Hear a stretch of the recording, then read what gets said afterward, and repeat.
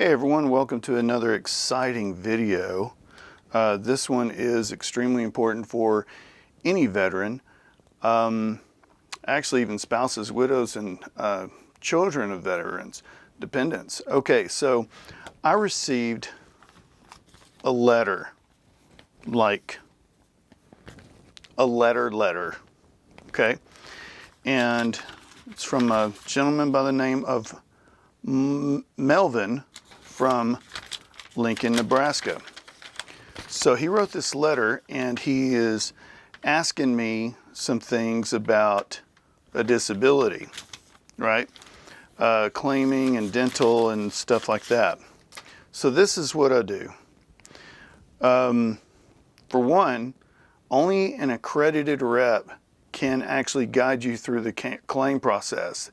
You can get in a lot of trouble if you're not accredited. So the most important thing we need to do is find competent VSOs or VCSOs. The difference is veteran service officer, veteran county service officers. Like out where I live, it's all East Texas, you know, and there's only like one per county if you're lucky. So anyway, so this is what I did. So he gave me his number to text him, and he wanted me to text him and give him all this information. Well, the thing is that, you know, I mean, VA is federal, so it's all over the, you know, country, wherever you're at, blah, blah, blah. But there are some state benefits that are different. Kind of like in Texas, we have this thing called the Hazelwood Act. And Hazelwood Act is you get 150, I think it's 150 college credit hours, and if you don't use them, you can give them to your kids. You can pass them down to your spouse or your kids or whatever. And this, it can be biological, stepchildren, foster, what, you know. So each state has their own little thing. So for one, I want everyone to know they're accredited VSO officers. That's what they're getting paid to do, and that's what they take the classes for and stuff like that. Now, before everybody starts getting upset and making comments and, you know, go ahead and stop watching the video. Let me explain something. I know a lot of you are going to say, my VSO doesn't know anything. My VSO doesn't know anything. Okay, let me explain something that the VA doesn't want to tell you, okay? So here's the thing. This is the reason why your VSO doesn't know anything, and I'm just going to tell you this from what I know, not what I've heard. So these VSOs, it takes a while to get their training. And remember, the accreditation is only twice a year, okay? So let's say the training or the accreditation's in July and October. And they get there in August. Well, I'm not saying every, but a lot of service officers have to be there 6 months before they get their initial training.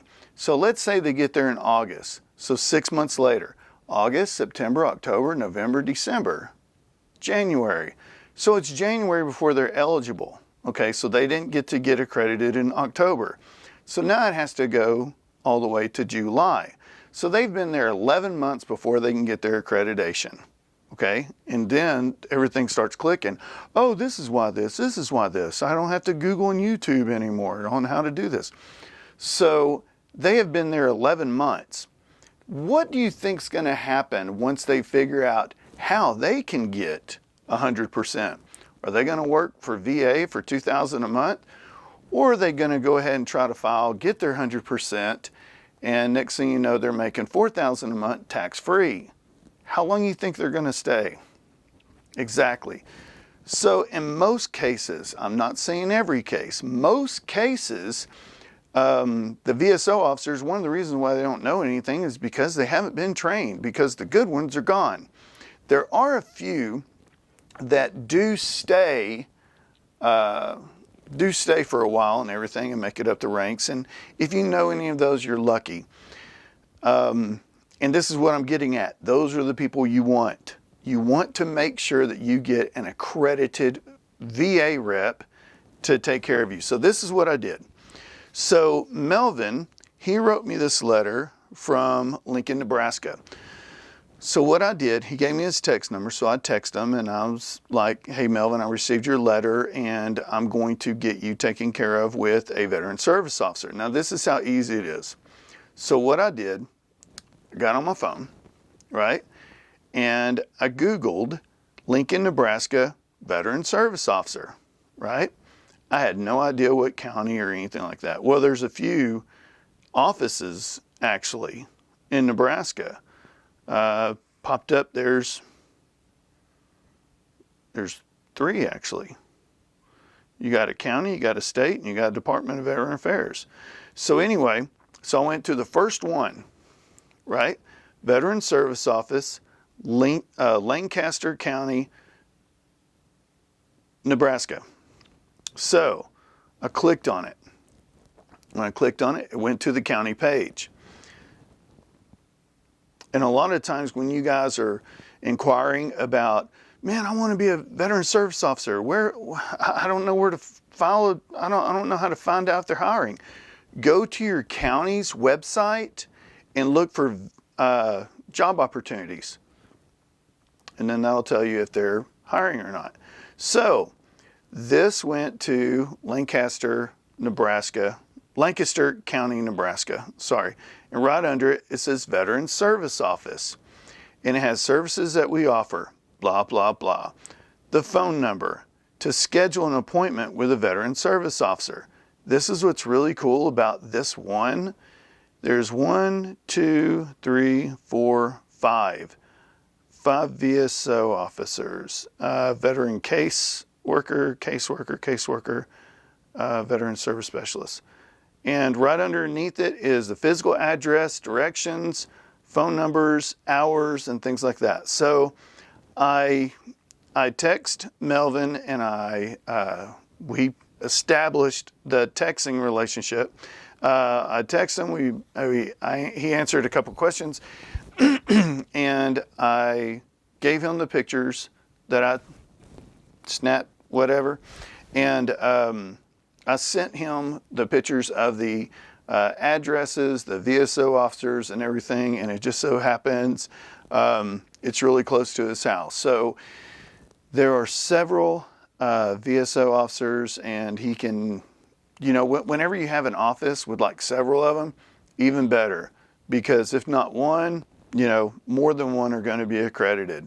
So I know this is a short video, so I just wanted to get this out there on where to find your nearest VSO officer. I guess that's what I'm going to call it. I haven't even started thinking about what I was going to call this video. So here we go.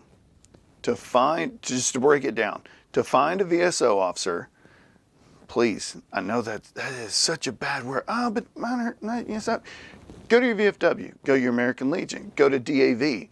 All these organizations, they have accredited veteran service officers. If they're not accredited, ask them why. Because it's illegal for anyone to fill out a claim, help a claim, have anything to do with a claim if they are not accredited. So just Google your city, state, or your county. Google your county, state, veteran service officer. That's exactly what I did, and I didn't have any problems. I Googled Lincoln, Nebraska Veteran Service Office, and it pulled up. And that's the best way to do it. And, you know, make sure you always get with an accredited VA rep to assist you with any kind of claims and answer any questions that you might have that's, you know, dire need, things like that. And that's really about it. Today is Veterans Day, and I hope everybody had a great Veterans Day. It's really late at my house right now.